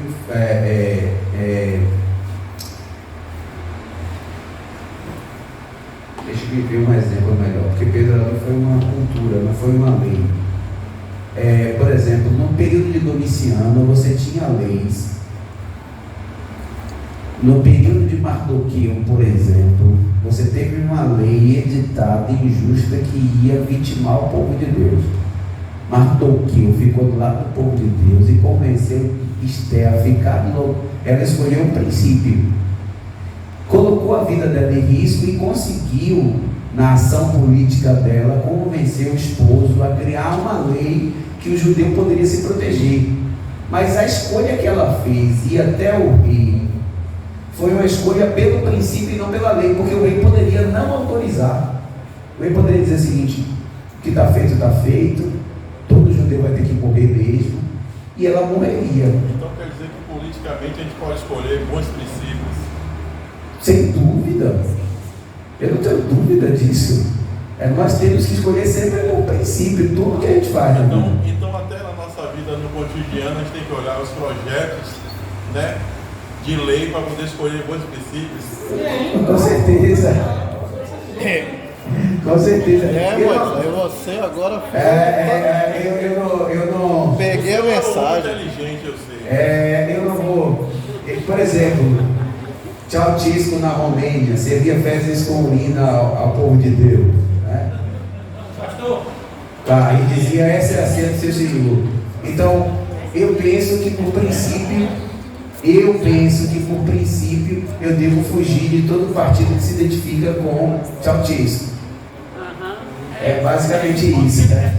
E aí está querendo chegar nesse ponto, né? Vamos rejeitar todo o partido vermelho, né? Digamos assim, Vamos rápido, porque senão eu tenho 15 minutos, viu? Pelo amor de Deus. certos países já está sendo proibido pregar o evangelho. Aí nós, como cristãos, aí tem a lei lá dizendo assim, ó, se você pregar o evangelho na rua, você vai ser preso. E aí? Veja, aí está tratando de hipótese. Eu vou dar um ponto, vou responder isso aqui, porque eu tenho 10 minutos para a gente dar um panorama rápido aqui no restante.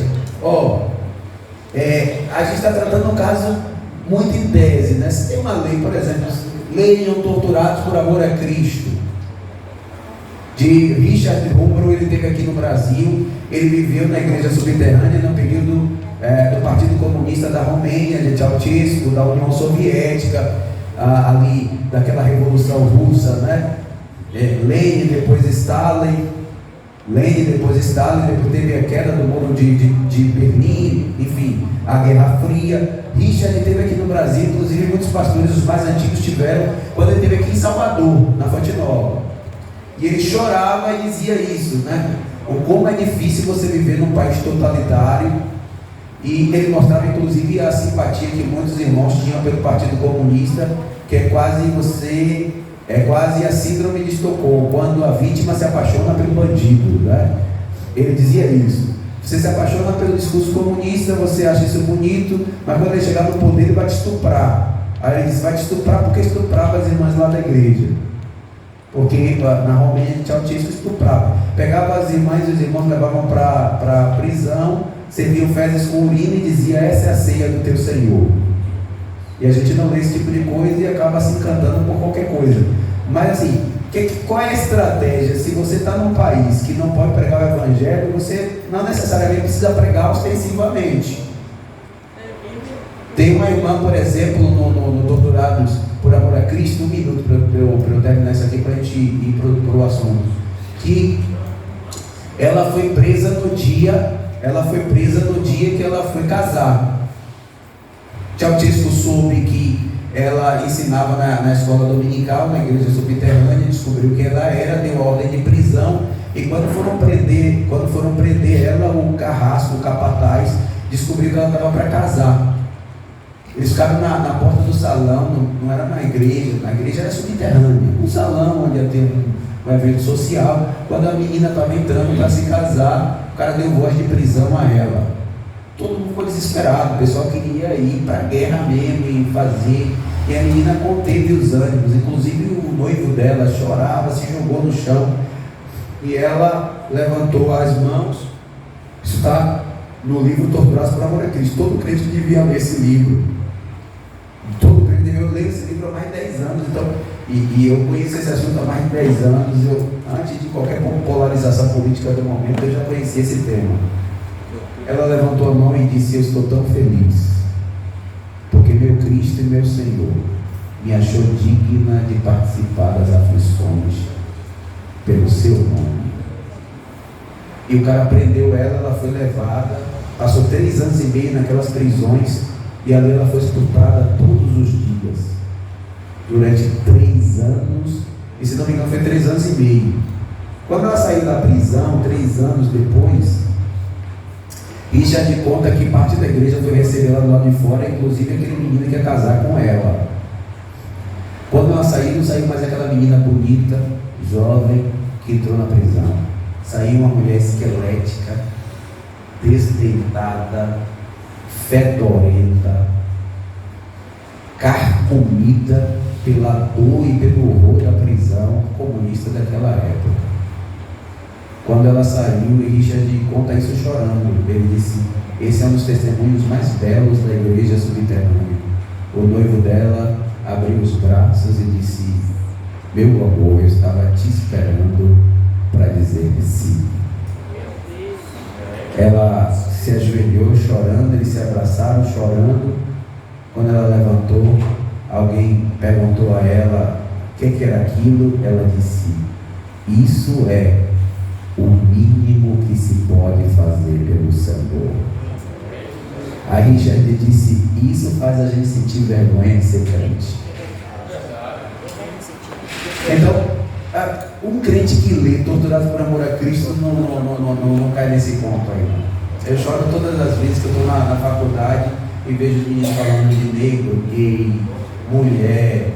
Isso aí é só para aquilo que a gente chama de canto da sereia, né? Se ninguém está preocupado com negro, com gay, com mulher, não. A única agência que está preocupada com negro, com gay, com mulher, com branco, com pequeno, com racho, com livre, com carcerado, chama-se Igreja de Jesus Cristo. Quem está no presídio presídio, quem está no hospital, quem está no gueto, no beco, no valado, quem está cuidando de gente, quem está dando comida, quem está abraçando, quem está dizendo eu me importo com você, é igreja. Então, mas infelizmente a maioria dos jovens estão seduzidos por essas ideias. Eu posso dizer isso para vocês, que a maioria dos jovens que entram na universidade hoje desviam. Por quê? Porque eles ouvem uma ideologia lá, o cara não tem base na escola dominical, acha que aquilo é verdade, e aí ele se apaixona por Karl Marx, se apaixona por ideias associadas ao espectro político de esquerda ideológico, e acha que por aí vai resolver o mundo. Esse livro, Doutorados por Amor a Cristo. Então é isso, tá? Leiam. Eu vou fazer um desafio aqui, não tem nada a ver com a hermenêutica, foi porque vocês me puxaram, viu? Se você ler Doutorados por Amor a Cristo e sua visão de mundo não mudar, eu pago o livro para você. Eu pago o livro para você. Esse livro mudou a minha vida. Eu entrei na universidade e também fiquei cheio de ideiazinhas atravessadas na cabeça.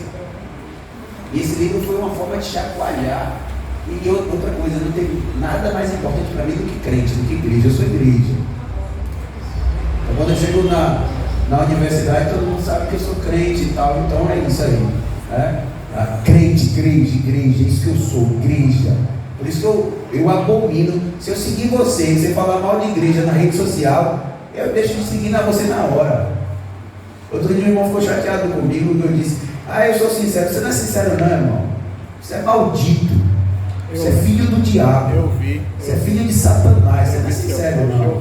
Porque se você fosse sincero, você ia falar mal da sua mulher, você ia falar mal de você. Eu sei que você é um adúltero, mentiroso. Você não vai na internet dizer eu adultero, eu fico acessando o site pornográfico. Você não faz isso. Você é um filho do diabo. Você vai falar mal de igreja, mas você não é igreja. Você quer atrapalhar a igreja. Você quer que o ímpio odeie a igreja. Porque eu aprendi com minha mãe, não foi na igreja que eu aprendi isso não. Roupa suja se lava em casa. A Bíblia diz assim: se você vê seu irmão errar, coloque no Facebook e no Instagram. É assim que a Bíblia diz? Não. Faz o quê? Vá até ele. Sabe por quê? Porque quem ama protege. Se fosse seu filho que errar, você não ia repreender ele publicamente. Você ia chamar ele: vem cá, meu filho. Só se expõe quem é irreconciliável. Deus diz assim: vá até ele. Se ele não ouvir, vá para o Facebook e para o Instagram. Faça o quê? Chame mais duas pessoas. Ainda assim, um grupo privado. Primeiro você e ele. Resolve ele em particular. Depois, se ele não ouvir, chama duas pessoas maduras ali para ajudar. Se ele não ouvir, vá para o Facebook e para o Instagram. É assim? Chame a igreja. Trate também. Feche a porta da igreja. E trata ali na comunidade. Ali trata a questão. Mas quando abrir a porta, sai todo mundo dizendo: uma família, sem qualquer falsidade. É assim aquela música? Vivendo a verdade, unidos, né? Vivendo o amor, uma família. É isso. Deus abençoe. Vamos lá, rapidinho, eu vou terminar agora.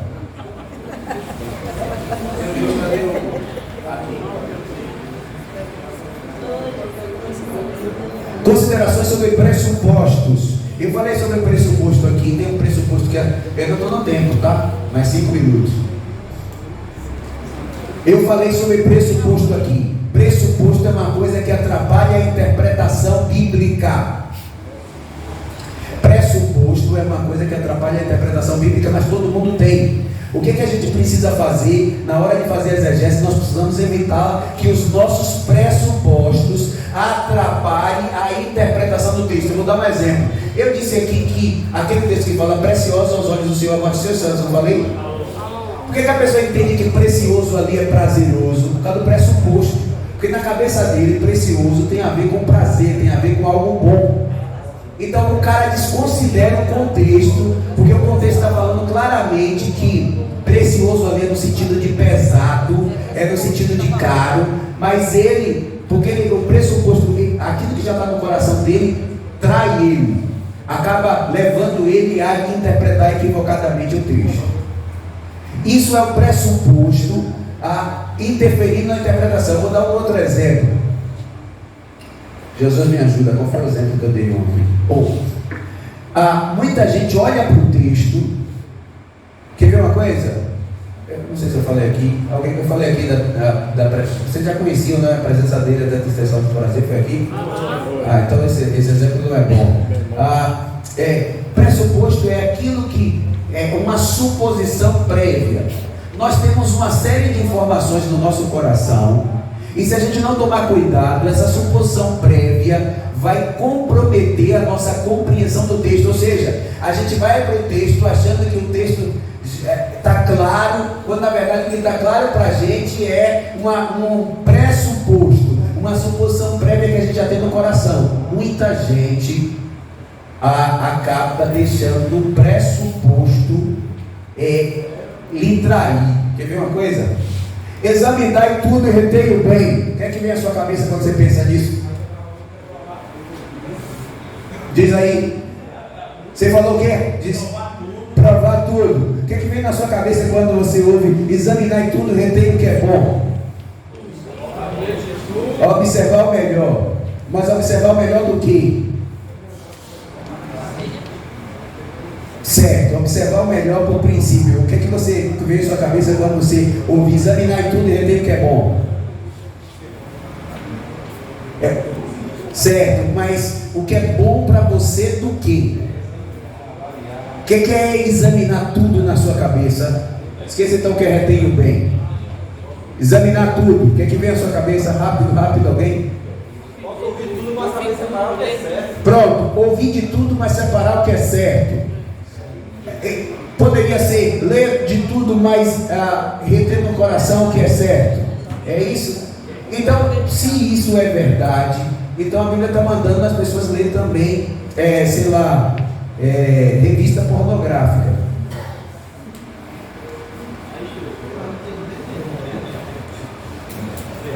Se examinar todo tipo de conteúdo, pode ver vídeo pornográfico também. E aí? Pode ler livro de magia. Veja, preste atenção. Isso é o pressuposto traindo a gente. Porque a gente faz uma suposição com base na expressão examinar tudo. A gente tem uma vida, a gente tem uma série de informações no coração. Então quando a gente ouve a palavra examinar tudo, então a gente pensa, é tudo no sentido amplo. Examinar tudo é examinar tudo, irrestritamente, livremente. Só que quando você vai examinar o texto, considerando o que vem antes e depois, aquilo que a gente chama, e na próxima aula nós vamos tratar sobre isso, o contexto imediato, você percebe que Paulo está dizendo que nós devemos examinar todo tipo de profecia no culto. É isso que é examinar tudo. Ele está falando, não extinguais o Espírito e não desprezeis a profecia. Examinai tudo que tem a ver com profecia e com a ação do Espírito. Não é examinar tudo no sentido amplo, nunca foi e nem poderia ser, porque isso ia contrariar o conjunto das Escrituras. O que Paulo está dizendo ali é: examine tudo que tem a ver com o que eu acabei de dizer. Não despreze a profecia, não apague o Espírito.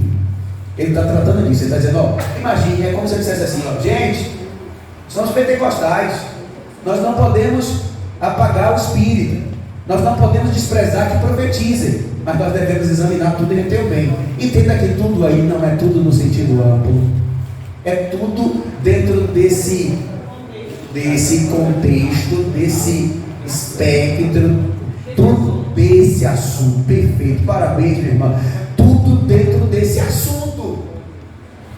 Então o cara olha para o versículo e o pressuposto, ou seja, o conjunto de informações que ele traz no coração, influencia quanto à compreensão do texto. Ele compreendeu o texto errado.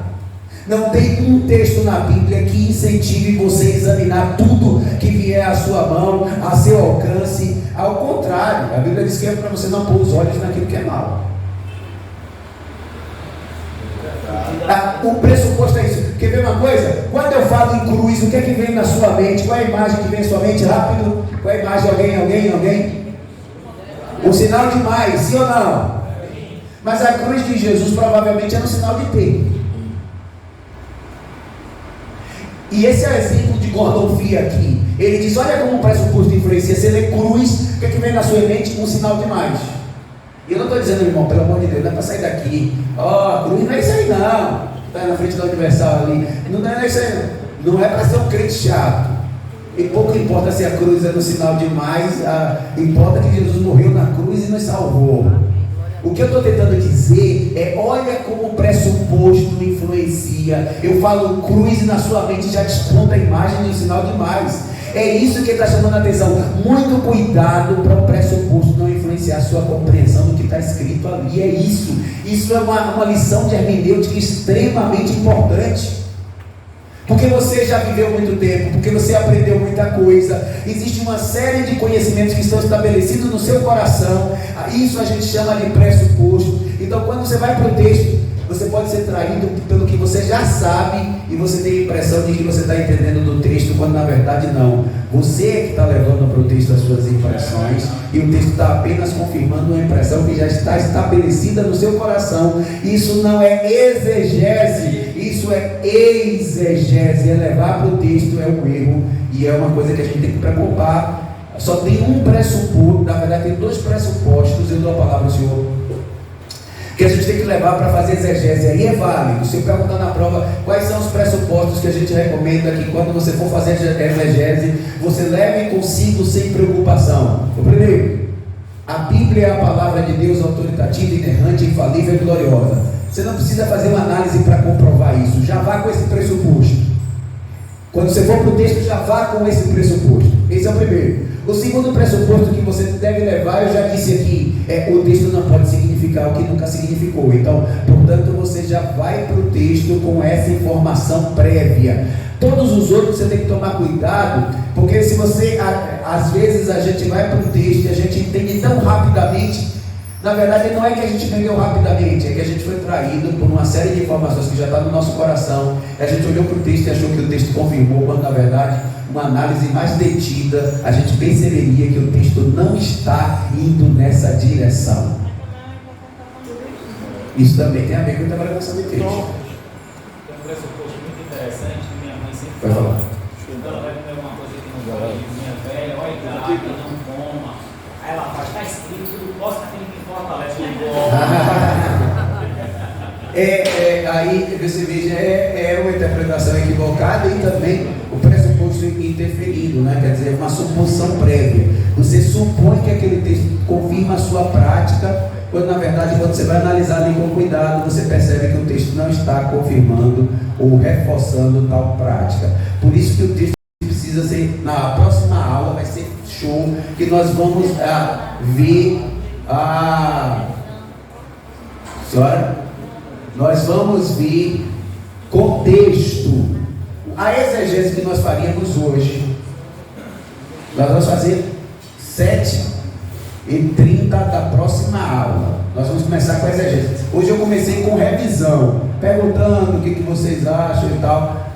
Na semana que vem cheguem cedo, nesse horário que a gente vai começar, e nós vamos fazer a revisão. Nós vamos fazer a exegese do capítulo 7 da carta de Paulo aos Romanos. Aqui, ó. Alguém falou, todas as coisas me são lícitas. Não é a carta de Paulo aos Romanos aqui? É Coríntios. Não. É a carta de Paulo aos Coríntios. Aqui a gente vai fazer a exegese da diferença entre corpo. Eu queria inclusive passar essa dinâmica para vocês. A diferença de corpo e carne. A exegese da carta de Paulo aos Romanos é na quarta aula. Então, aí vocês vão ver aqui a exegese sobre o que é corpo e o que é carne. Exatamente, são 3 textos que nós faremos exegese. Mas vocês vão gostar. Venha no início da próxima aula, que a gente vai começar desse ponto, porque não dá para a gente fazer em 5 minutos aqui. A gente vai gastar nisso 15 minutos da próxima aula. Mas você já pode ir dando uma olhada e vendo, porque tem uma série de setas aí indicando, está lá no grupo, inclusive foi colocado para isso, para você olhar previamente, para quando chegar aqui, a gente não precisar estar lendo tudo, só fazer os destaques dos pontos. Então você vai, notem, preste atenção em 2 palavras quando vocês estiverem olhando esses slides. Corpo, que é soma no grego, soma, daí vem a palavra psicossomático, somatizou. Já viram essa expressão? Somatizar, passar para o corpo, psicossomático, da cabeça para o corpo. Quando você está lá chateado ou nervoso, já percebeu que afeta o estômago? Não é isso? Quando a pessoa recebe uma notícia que emociona muito, o que é que desarranja primeiro? Pois é, psicossomático, da psique para o soma, para o corpo. Essa é a primeira expressão que você tem que olhar aí nesse texto. A segunda expressão que você tem que olhar é sarx, que é carne. Você vai ver que uma coisa é corpo, outra coisa é carne, e a gente vai fazer exegese disso. Qual é o problema dessa exegese? O que é carne? Muita gente confunde carne com corpo e a gente vai fazer uma exegese para chegar a essa conclusão.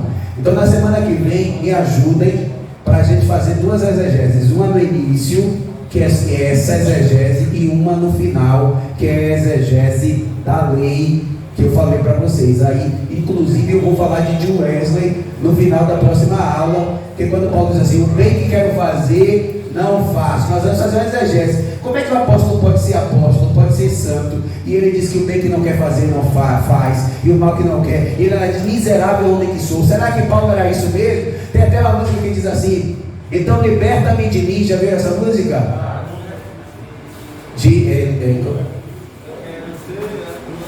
De Numa Epídio. Ela diz assim, liberta-me de mim. Ninguém ouviu essa música nunca. Exatamente. Tem uma música e a gente vai analisar para ver se essa música está correta e essa interpretação é adequada. Eu já adianto que o Wesley discordava disso e adianto também que Calvino concorda com a música. E aí a gente vai ver quem está certo aqui na exegese. Mas esse é o segundo momento. O primeiro momento eu quero que vocês se preparem para carne e corpo. Vocês vão ter umas surpresas em relação a isso. Por isso eu peço que deem uma olhada no texto com cuidado. Tá certo? Pastor, vamos encerrar aqui. Tem alguma dúvida? Só mais uma pergunta. Devido à complexidade. A irmã, depois por ordem. Primeiro a primeira dama, depois o senhor. Aqui a exegese é o final, né?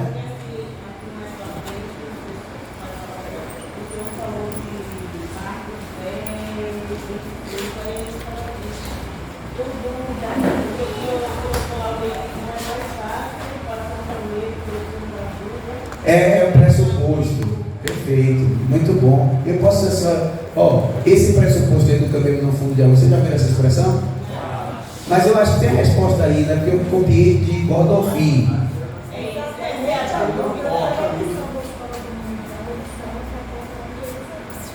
Como é?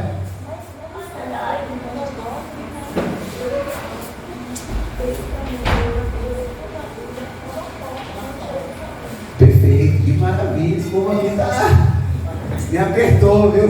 Mas Godolphin e Douglas Stuart discordam disso, porque essa interpretação de que era uma porta que tinha em Jerusalém estreita é uma coisa que surgiu na Idade Média, essa interpretação.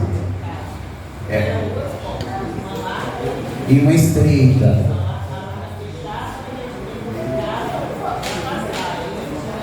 Por isso que era difícil passar. Tá vendo? Vocês estão ouvindo o que elas estão falando? Perfeito, viu? Numa lição, o comentarista da lição falou que havia duas portas em Jerusalém, uma larga e uma estreita, e quando a larga fechava, a estreita era por onde passavam as ovelhas, e elas passavam com muita dificuldade. E muita gente diz que essa é a interpretação daquele texto. Quão difícil é um rico entrar no reino do céu. É mais fácil um camelo passar no fundo de uma agulha.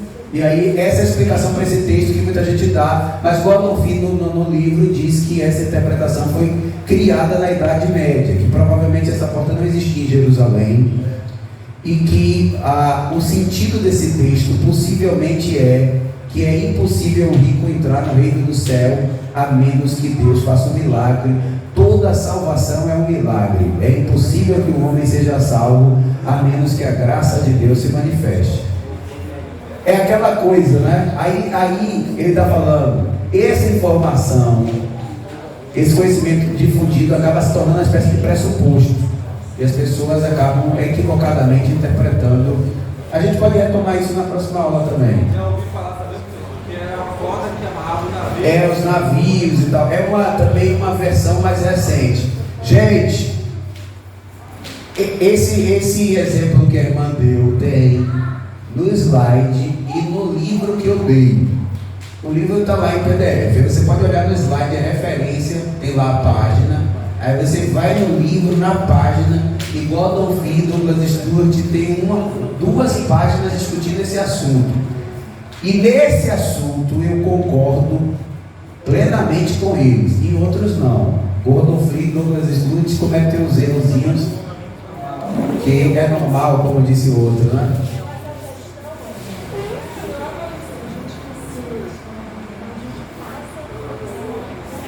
Não, mas veja, mas vocês não passaram uma informação, uma heresia, não passou. Muita gente sincera, como eu te falei, por exemplo, naqueles temas que a Bíblia não fala claramente, você tem hipóteses. Por exemplo, o espinho na carne. Se a lição tratasse do espinho na carne, ela poderia advogar a ideia de Calvino, que eu acho difícil, mas ela poderia também advogar a ideia da patrística, que era um sofrimento físico na cabeça, esbofetear. Então, quando a senhora passasse essa informação, a senhora ia passar na lição, provavelmente eles vão dizer, segundo os entendidos, possivelmente o termo esbofetear tem a ver com o fato de ser na cabeça. E aí João Crisóstomo, Tertuliano, diziam que o mais provável é que se tratasse de uma dor de cabeça e não de um pecado moral de Paulo, como queria Calvino. Se a senhora ensinasse isso, a senhora estaria errada. Mas a senhora não está ensinando com 100% de certeza, porque a Bíblia não fala claramente sobre esse tema, entendeu? É a mesma coisa da questão do cabelo. O que a gente sabe que o Senhor estava querendo dizer que era muito difícil. Isso a gente sabe. O que era esse cabelo no fundo da agulha? Isso é uma coisa que culturalmente se perdeu com o tempo. Aí tem essa hipótese da porta, tem a hipótese da corda, que Douglas Stuart e Gordon Fee discordam que uma solução e a outra estejam certas. Então eu prefiro dizer que é muito difícil, porque o Senhor está dizendo quem confia na riqueza dificilmente vai ser salvo, a menos que o Senhor manifeste sua graça. Deus abençoe, vamos ficar em pé. Vamos orar. Na próxima